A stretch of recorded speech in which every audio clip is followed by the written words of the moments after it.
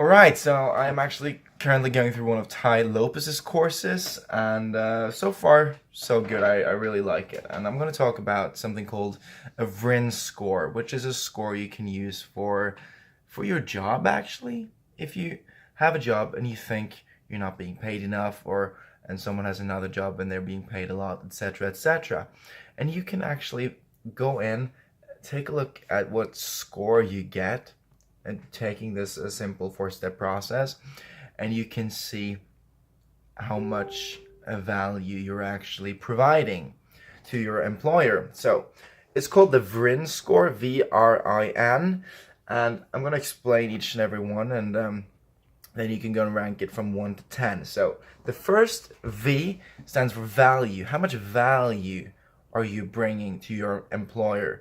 Okay, we can do me. My part-time job is as a cashier, so obviously you can already expect a very low VRIN score. So we can try and use that as an example. So okay, I'm a cashier. How much value do I bring? I bring a bit more value than I normally am expected to. So let's say I get a VRIN score of oh man, that's actually not very easy to rank, but I'll get a pretty low VRIN score, okay? We can the exact numbers. I'm not an expert on that just yet, so I'm just gonna say that's a pretty low value because I'm providing more money in than I'm being paid, but not by like thousands of percents, by maybe 200% or something like that. Anyway, so then you have the R, that is how rare is what I'm doing. I'm a cashier there. It's not very rare. Every store has to have one, so it's not a very rare skill. It's not something never seen before. So that's V and R. Then you have I, inimitable, which means how hard is it to imitate that? How difficult is it to do for someone else to do the same thing that I am doing? And maybe you can say I have a bit of an extra spark and it's easier. Some people are easier to like than others and all that stuff. But generally here too, it's pretty low. It's not that difficult to be kind to people. And like when someone walks by like, hey, nice to see you, or have a great day, stuff like that, it's not very difficult. Most people can do that. So the last one, the N, is non-substitutionable. How difficult is it to do the same thing that I do? How long would it take to get a substitute of me there? And since, like, let's say you have a doctor, that's a 6 or 7 year education, and that's 13 years of schooling before that. Of course, almost everyone has that 13 year of schooling, so it's like 6 or 7 years. It's pretty difficult to get in, so that they would rank pretty high because it's not that easy to substitute. But at the same time, you're going through, you have a step-by-step guide all the way through, so it's not impossible again, which is, of course, doctors in Norway, doctors are like the highest paid like standard profession. So because it's really difficult to get into the program itself, and when you get in, it's pretty tough. It is, but still, it's a step-by-step guide, and there's always hundreds of or thousands of new doctors every single year, so it's not that non-substitutionable still. So you can then imagine as a cashier to learn what I learned, maybe if you're effective, maybe like half a year or something. There's some things that just come with experience, but to learn the basics is pretty much done in a month or two, and then maybe if you're going to learn some extras, give it half a year more. So it takes a while, and for a store that's like it's a couple of months, and that sucks for them, but it's not that difficult to find someone else who can do it when I quit. So, and there you can see. So my VRIN score, I didn't do the exact ranking because I haven't really done that a whole lot, so I want to be like careful to put an exact number on it, but you can place a number from 1 to 10 in your own head, and what you do, or you can just be like, okay, this is low score, medium score, or high score. And here you can see I score low on every single point, which is why I'm paid crap.